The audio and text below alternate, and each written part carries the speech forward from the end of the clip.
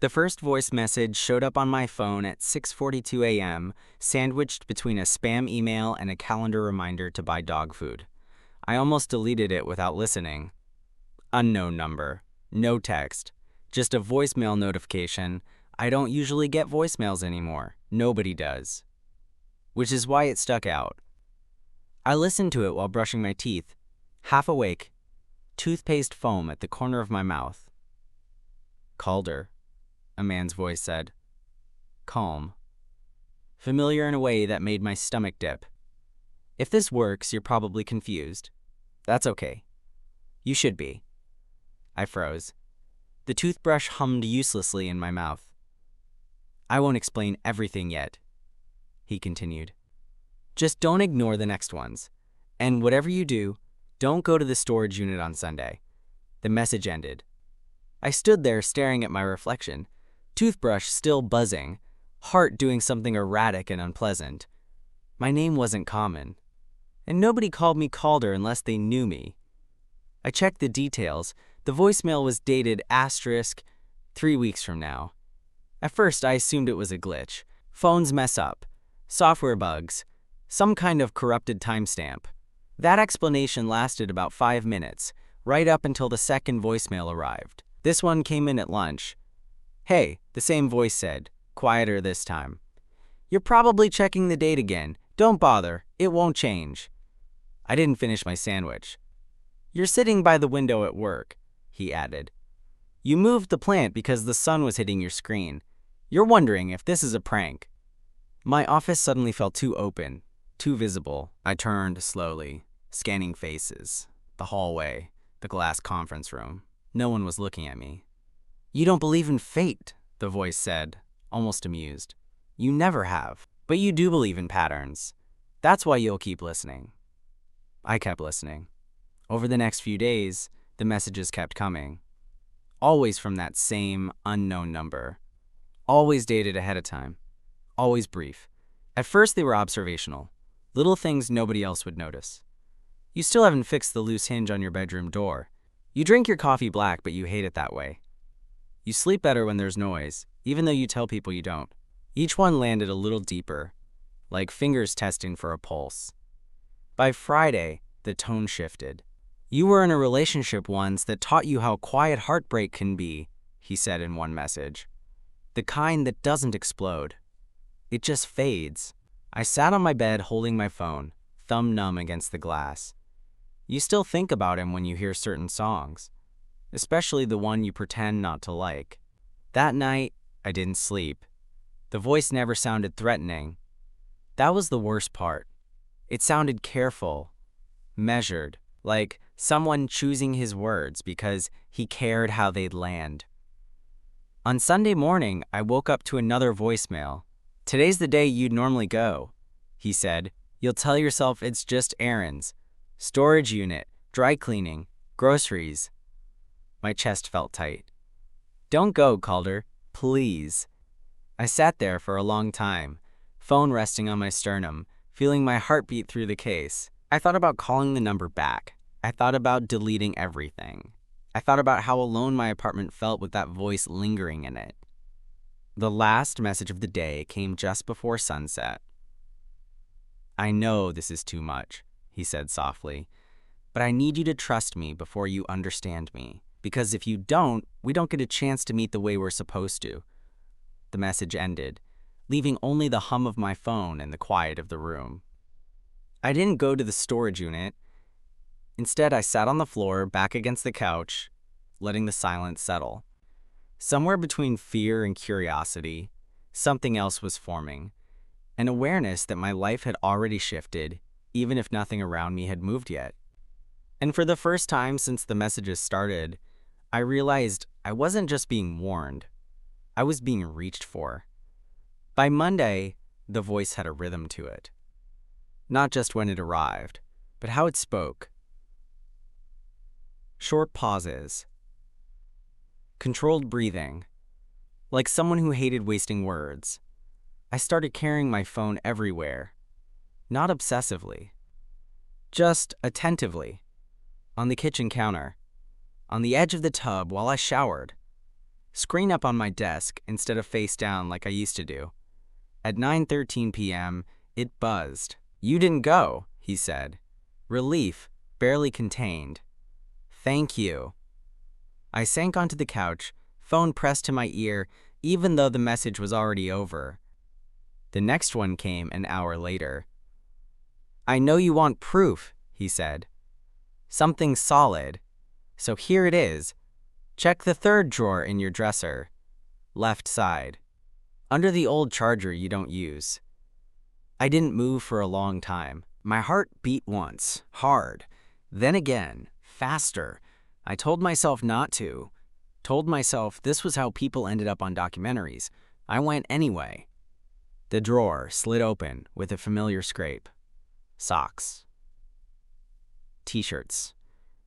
The useless charger I'd refused to throw out, for reasons even I couldn't explain. Under it was a folded piece of paper. My hands were shaking when I opened it. It was my handwriting. Not copied. Not mimicked. Mine. A grocery list from years ago, written on the back of a receipt. I remembered writing it, standing in line, bored, thinking about nothing in particular. On the bottom, beneath the list, was something I definitely didn't remember writing. My phone buzzed again. "I didn't put that there," he said. "You did. Just not yet." I sat on the floor, back against the dresser, paper limp in my hands. "Okay," I whispered to no one. "Okay." After that, the messages changed. Less warning. More conversation. Not back and forth exactly. He never waited for replies, but closer to it. He told me things he couldn't possibly know unless he'd been there. The smell of the cheap cologne I wore at 24. The scar on my knee I forgot about until it ached in cold weather. The way I stopped singing in the car after my last breakup because the silence felt more honest. "You used to think love had to be loud," he said in one message. "You don't anymore. That's not a bad thing." At night, I started imagining his face. Not clearly, just impressions. Dark hair. Steady eyes. A presence that leaned in instead of looming. I caught myself wondering what his hands looked like. The shape of his mouth when he said my name. Then, on Thursday, the message came that shifted something again. "I'm not supposed to tell you this yet," he said, "but I'm tired of pretending this is only about keeping you safe." I held my breath. "You matter to me," he said quietly. "Before you ever mattered to yourself." I didn't know how to process that. Didn't know where to put it inside my chest without it hurting. I sat there long after the message ended, phone warm in my hand, thinking about how loneliness didn't always feel empty. Sometimes it felt like waiting. The last message of the night came just before midnight. "You're going to ask who I am soon," he said. "That's fair. But before you do, I need you to understand something." A pause. Longer than usual. "I don't exist in your life yet, but you exist in mine. Deeply, completely, and I wouldn't risk this if it didn't matter."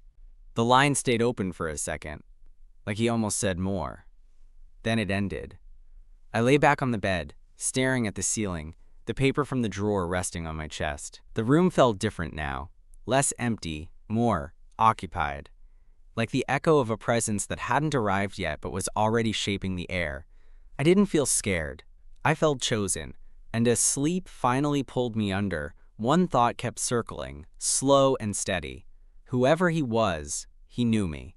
And somehow, impossibly, I was starting to believe I knew him too.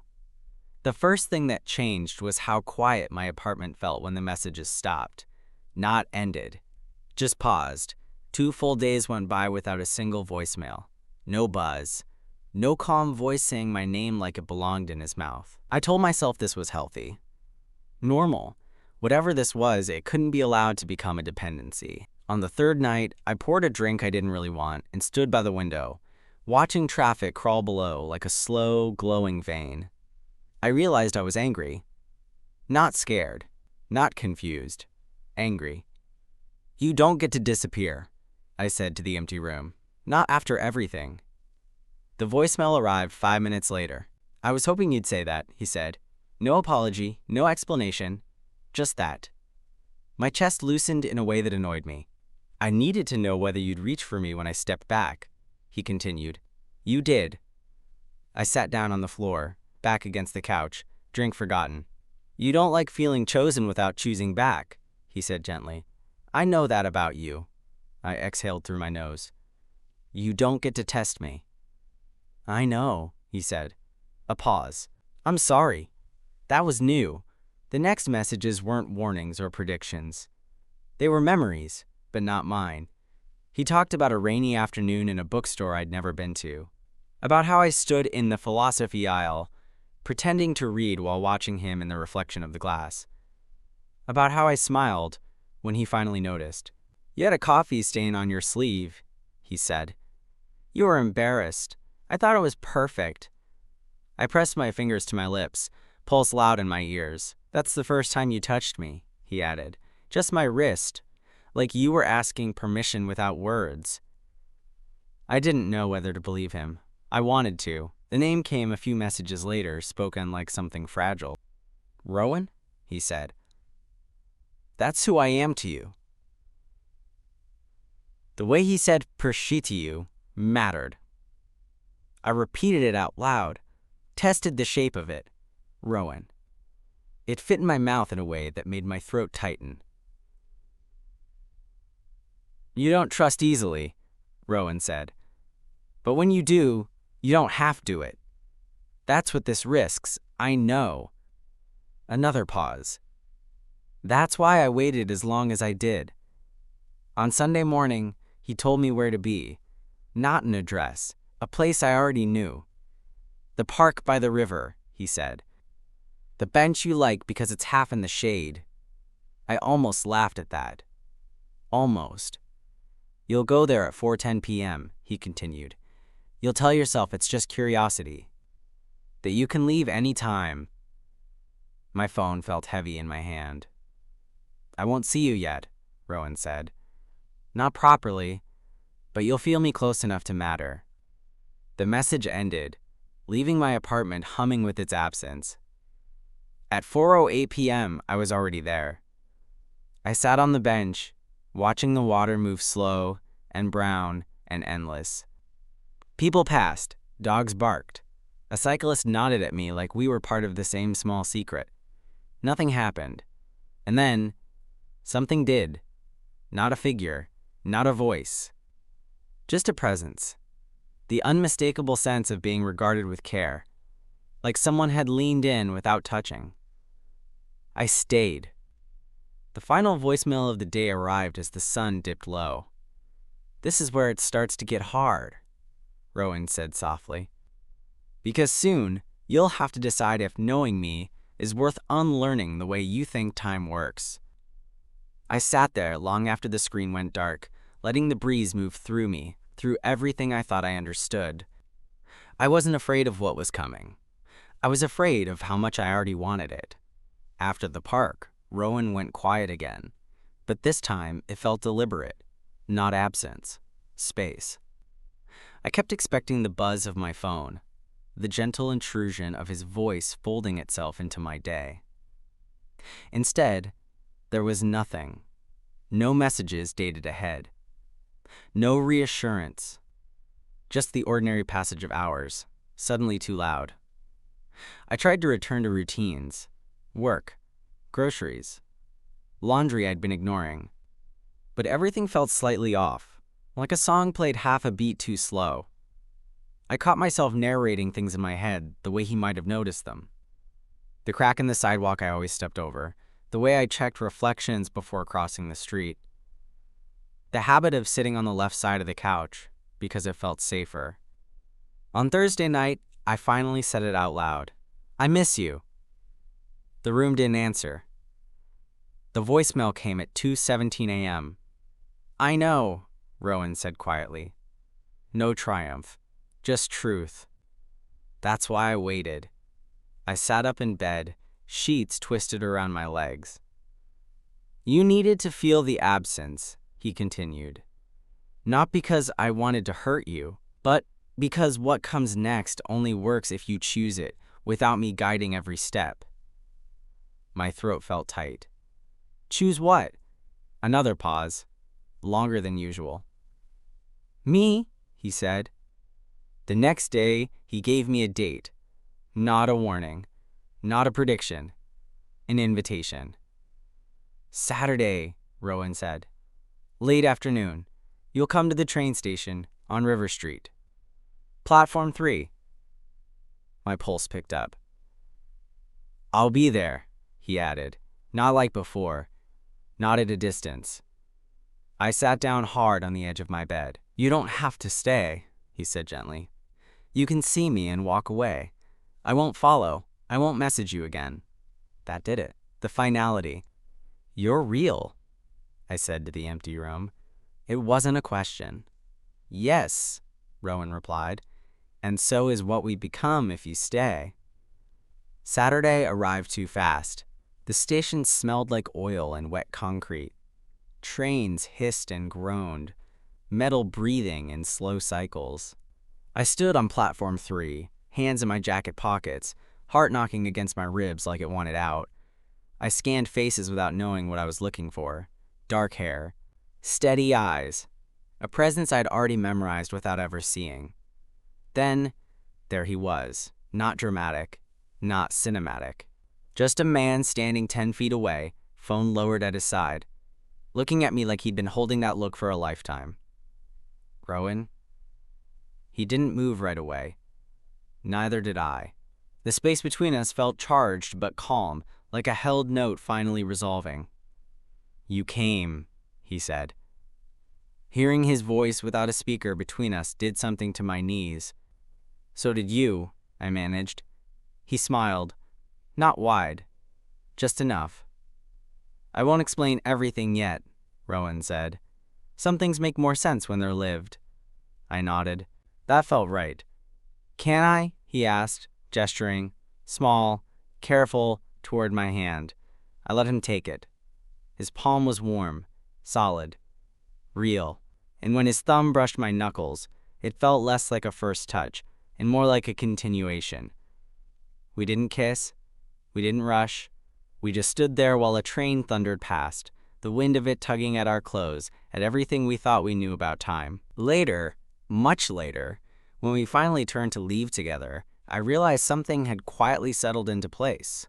The messages had brought him to me. But this was where the future finally learned how to breathe. We didn't talk much on the walk out of the station. Not because there was nothing to say, because there was too much. Rowan matched my pace without thinking about it, like he already knew how I moved through space. Once, our shoulders brushed. Neither of us apologized. It felt intentional in a quiet way, like punctuation. Outside, the air was cooler. Early evening. The kind of light that made everything look briefly forgiving. You okay? He asked, not stopping. I nodded. Yeah, just recalibrating. He smiled at that. You always do this thing where you need a minute after something important happens. You get quieter before you get honest. I looked at him. You really know me. I do, he said simply. But I'm learning you again, too. This version. We stopped at the corner without planning to. Cars passed. A bus exhaled. The city kept being itself, indifferent to the fact that my sense of before and after had just rearranged. You don't have to invite me in, Rowan said gently. Tonight can just be this. I appreciated that more than he probably realized. The lack of pressure. The way he left space for me to choose. I want to, I said after a beat, but I want it to be slow. His eyes softened. Good. Me too. My apartment looked different with him in it. Not fuller. Truer. Like it had been waiting to be seen by someone who understood its silences. Rowan stood by the bookshelf, scanning titles without touching them. You still keep books you don't finish, he said. You like knowing they're there. I laughed quietly. That's uncomfortably accurate. You never take the art off the walls, he added, glancing around. Even when you're thinking of leaving. You need proof you existed somewhere. I leaned against the counter, watching him move through the room with a familiarity that should have felt impossible. Instead, it felt earned in advance. We sat on opposite ends of the couch at first. Not distance, restraint. His knee bounced once before he stilled it, conscious. "I should say this out loud," Rowan said. "The future you heard me from, it's not fixed. Every message changed things, including me," I swallowed. "In what way?" "In that version," he said, "I was braver earlier. Here, I'm catching up." That mattered.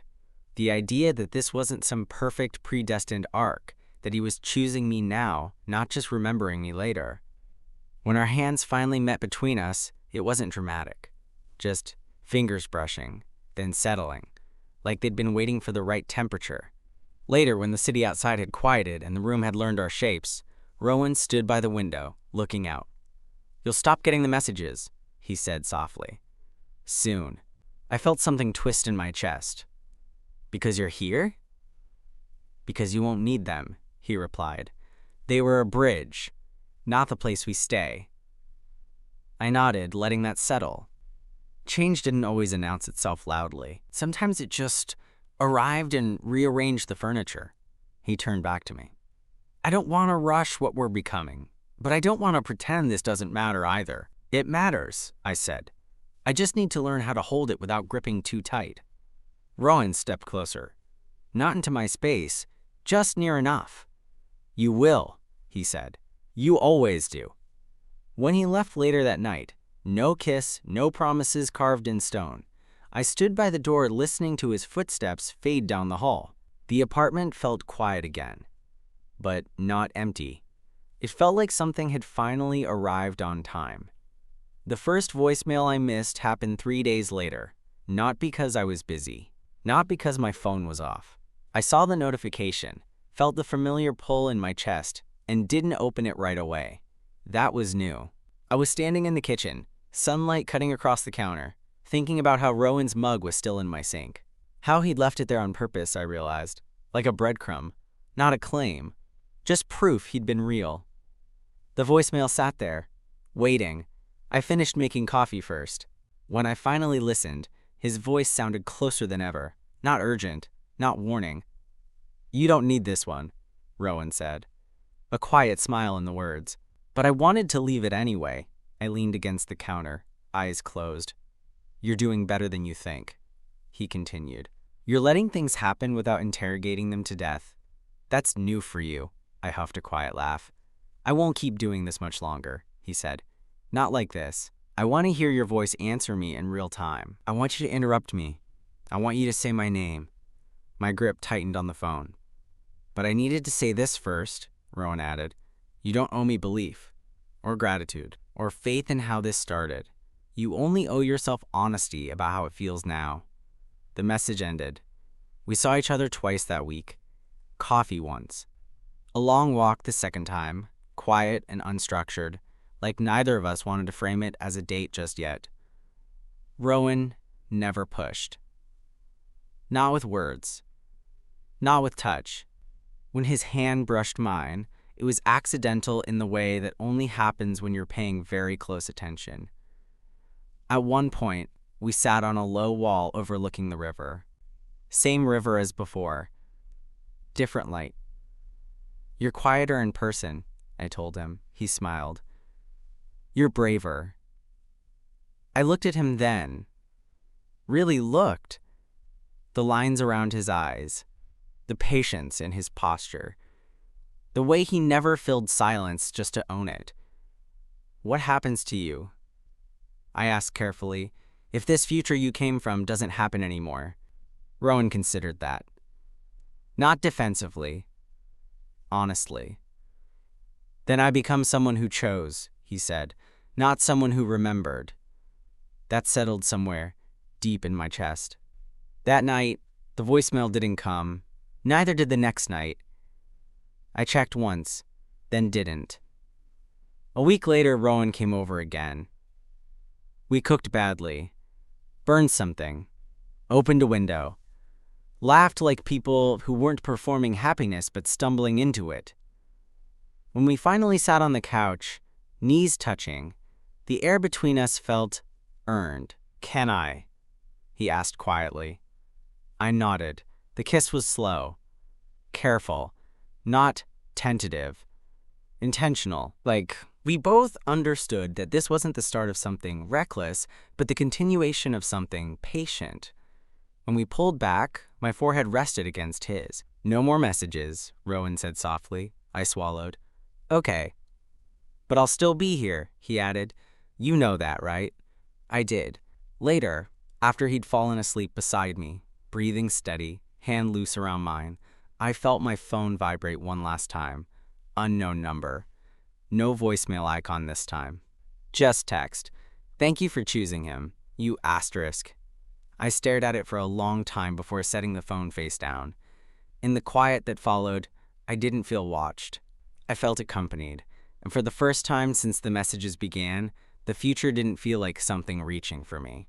It felt like something we were already walking into together. The last voice message didn't arrive with a buzz. It arrived with absence. I didn't notice it right away. That was the strange part. A week went by, then another, and only then did I realize I hadn't checked my phone for the future. I hadn't opened the voicemail tab out of habit. I hadn't waited. Rowan was there instead. Not constantly, not consuming, just present. He showed up with groceries when I'd had a long day. He remembered how I took my tea without asking. He listened the way people only do when they're not trying to win an argument with your past. One night, lying side by side, he traced lazy shapes on my wrist and said, "You don't flinch anymore." I turned my head toward him. "At what?" "At good things," he said. That stayed with me. A few days later, curiosity finally got the better of me. I opened the voicemail app, scrolled, nothing new, but at the very bottom, below the ones I'd memorized, below the dates that once terrified me, there was one I hadn't noticed before. No date, no timestamp, just a name. Saved draft. My throat went dry when I opened it. It wasn't a warning or a prediction. It was me. My voice sounded older, steadier, not hardened, anchored. "If you're hearing this," I said, "then it means you made it here the long way. Good." A breath. Familiar. Mine. "I know you didn't understand how any of this worked. You weren't supposed to. The point wasn't time. It was trust." I swallowed hard. You needed proof before belief. He needed belief before proof. Somewhere in the middle, you met. Another pause. "I won't say what you lose if you don't choose him. You already know. But if you do, if you keep choosing him, even when it's quiet, even when it's ordinary, this becomes a life instead of a message." The recording ended with a soft exhale. No instructions, no plea, just truth. That night, I told Rowan everything. Not all at once, not dramatically, just pieces, shared between breaths, between sips of cooling tea. He listened without interrupting, without needing to fix it. When I finished, he said only one thing. "So you chose me even when you didn't know it was me yet?" I nodded. He leaned in, forehead to mine. "I'd choose you that way too." Months later, the phone still sits on my nightstand. Not as an anchor, just an object. Sometimes I wonder about the version of me who sent the first message. About the fear it must have taken to reach backward into uncertainty. About the hope. But most days, I don't think about time at all. I think about mornings that start slow. About hands finding each other in the dark. About how love doesn't need to announce itself when it's finally where it belongs. The future didn't warn me anymore. It trusted me. And for the first time in my life, that felt like enough.